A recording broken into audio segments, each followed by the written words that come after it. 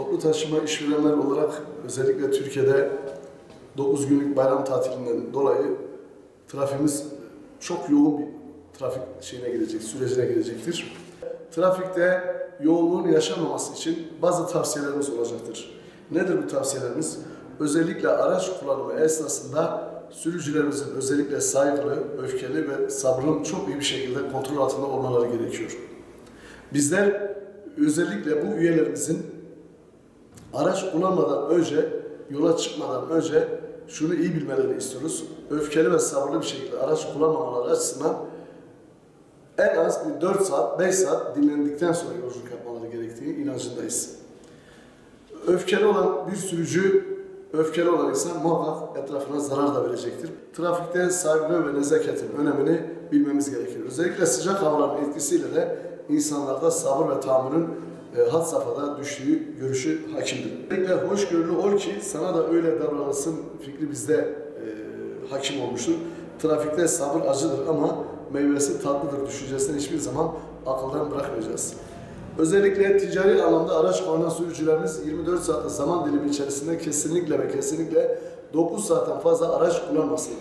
9 saatten fazla araç kullanan kişiler bilmeliler ki beraberinde yorgunluk belirtileriyle birlikte büyük sorunlar meydana gelecektir.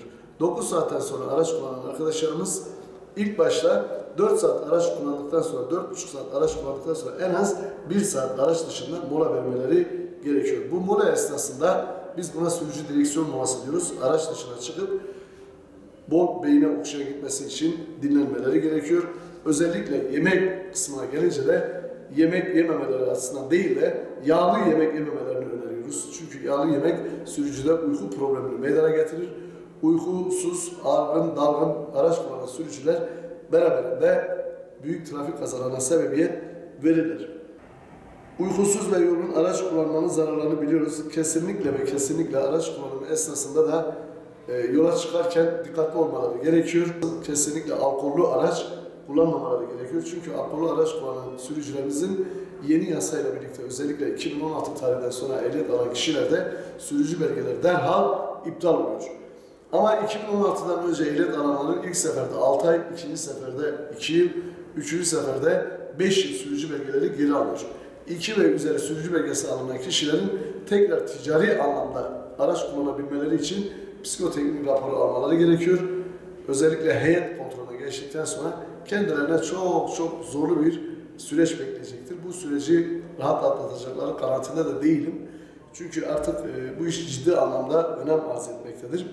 Kamu hakkı dediğimiz devletin bizim için ortak yaratmış olduğu alanlara zarar vermememiz gerekir. Özellikle ticari kamyon sürücülerimizin ruhsatta yazılı olan yüklerinin üzerine yük yüklememeleri gerekir. Çünkü yolu bozacaktır. Bu yük ve yol bozukluğundan dolayı araçlarımız birçok trafikte kazaya sebebiyet vermektedir. Yolun tümsek olması, yolun bozuk olmasından dolayı özellikle virajlı yollarda, bozuk olan yollarda araçlarımız savrulmakta ve bir sürü kazalar meydana gelmektedir. Biz yola çıkarken korkak desinler, acemi desinler ama rahmetli demesinler. Biz bundan çok büyük üzüntü duyuyoruz.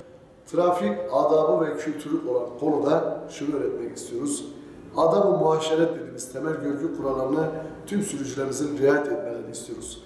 Sırf trafikte ceza yemeyeyim diye, trafikte kural olsun diye emniyet kemeri takan değil. Araca biner binmez ilk yapmamız gereken kendimizin ve araç içerisinde bulunan arkadaşlarımızın güvenliğini sağlamak. Emniyet kemersiz kesinlikle yola çıkmayınız değerli üyelerimiz. Bir diğer önemli konu hız kontrolü. Bu çok önemlidir. 2 yönlü yollarda, tek yönlü yollarda ve bölünmüş yollardaki hız kurallarına lütfen riayet edelim. Yine bir önemli konuya daha değinmek istiyorum. Bizler karayolunda en çok trafiği tehlikeye düşüren durumlar hummalı sürüş dediğimiz, gösterişli sürüş stili dediğimiz araçlar arasında zikzak yaparaktan ani frenler, ani kaçışlar, ani dalışlar ve bu tür durumları biz kesinlikle tasvip etmiyoruz. Zaten trafikte de özellikle fahri trafik müfettişlerine de burada seslenmek istiyorum.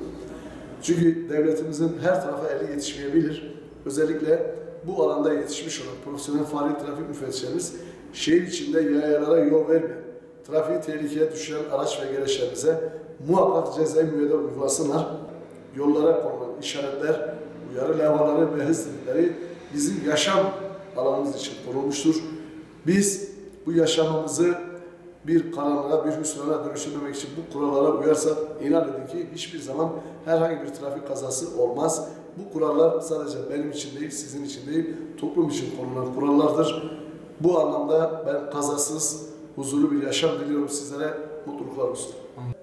Yola çıkan arkadaşlarımızla yardımlaşma konusunda da önerilerimiz olacaktır. Allah muhafaza, yolda olan herhangi bir kazaya karışmamaları açısından da kaza yapan insanlarımızı hor görüp düz geçmemelerini istiyoruz. Özellikle aşağı inip 112 acil servisini aramaları bile onlara bir yardım eli uzattığımızın anlamına gelir.